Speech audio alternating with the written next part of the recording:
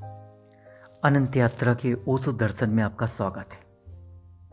माता पिता होना सचमुच में एक बहुत बड़ी कला है। ओशो से किसी ने प्रश्न किया, मेरे माता पिता मुझसे बहुत निराश हैं। वे हर समय चिंता करते रहते हैं, मैं उनसे अलग कैसे हो सकता हूं? मेरे ऊपर उनका क्या ऋण है? इस पर आप प्रकाश डालिए। माता पिता होना सचमुच में एक बहुत बड़ी कला है। इस पर ओशो ने एक बड़ा व्याख्यान दिया जो इस प्रकार है। परिवार के साथ समस्या यह है कि बच्चे बचपन के बाहर निकल जाते हैं, किंतु माता पिता अपने पितृत्व से कभी बाहर नहीं निकलते। अर्थात बच्चा बचपन को छोड़ देता है, लेकिन माता पिता अपने पितृत्व को नहीं छोड़ पाते। मनुष्य ने अभी तक यह भी नहीं सीखा कि पितृत्व कोई ऐसी चीज नहीं है कि तुम सदैव इससे चिपके रहो। जब बच्चा बड़ा हो जाता है तो पितृत्व समाप्त हो जाता है। बच्चे को इसकी आवश्यकता थी, वह विवश था, किंतु जब बच्चा अपने पैरों पर खड़ा हो जाता है तो माता पिता को उससे अलग होना सीखना चाहिए, क्योंकि माता पिता अपने बच्चे की जिंदगी से कभी भी अलग नहीं हो पाते।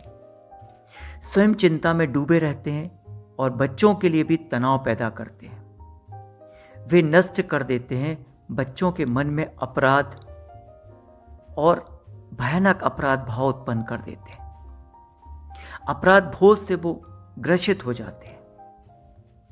एक निश्चित सीमा के बाद वे सहायता नहीं करते हैं।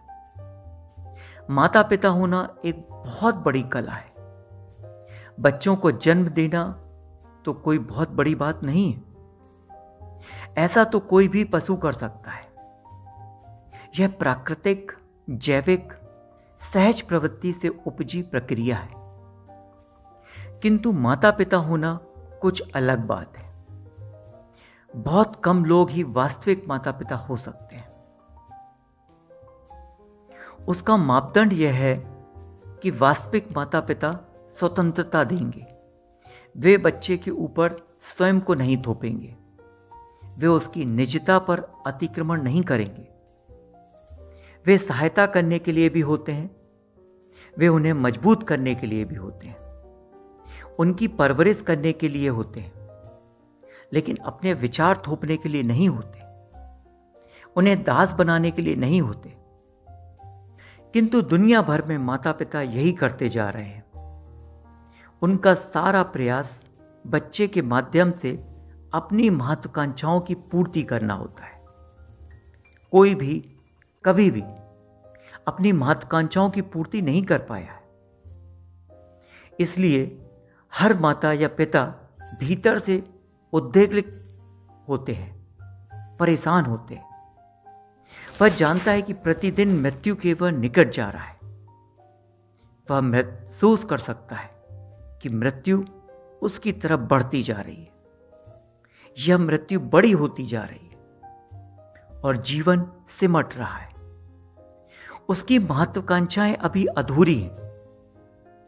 इसकी इच्छाएं अभी पूरी नहीं हुई हैं। वह जानता है कि एक असफल व्यक्ति रह गया है। वह अब उसका पूरा प्रयास यही होता है कि अपनी महत्वाकांक्षाओं को बच्चे में कैसे रोपा जाए। वह चला जाएगा, मगर जो वह कर नहीं पाया उसे उसके बच्चे कर सकेंगे। कम से कम बच्चे के माध्यम से उसके कुछ स्वप्न तो पूरे हो जाएंगे। लेकिन ऐसा कभी नहीं होगा। एक पीढ़ी से दूसरी पीढ़ी तक यही चलता रहेगा।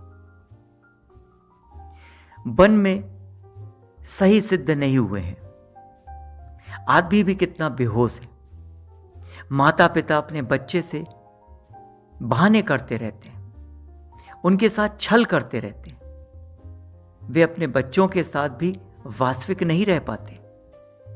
वे इस बात को स्वीकार नहीं करते कि उनका जीवन एक असफल जीवन रहा है, बल्कि इसके विपरीत वे यह बहाना करेंगे कि वे बहुत सफल रहे और वे बच्चों को भी जीवन जीने के उसी तरीके में ढालना चाहते हैं जिस तरीके से वे जिए हैं।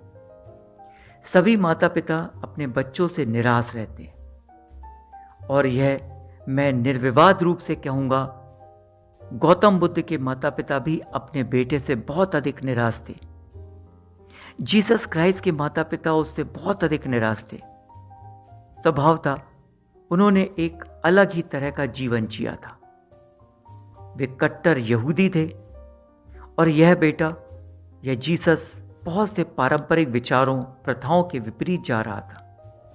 जीसस के पिता जोसेफ ने आशा की होगी कि अब वह स्वयं वृद्ध हो रहे हैं और बेटा उनकी काश्तकारी में सहायता करेगा, और मूर्ख बेटा परमात्मा के साम्राज्य की बात करने लगा था।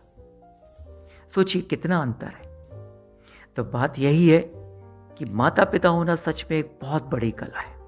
बच्चों को स्वतंत्रता दीजिए, उसमें बच्चों का विकास है, तभी वो आगे बढ़ पाएंगे। आज अनंत यात्रा के ओशो दर्शन में बस इतना ही। इसके साथ ही मुझे आज्ञा दीजिए। धन्यवाद।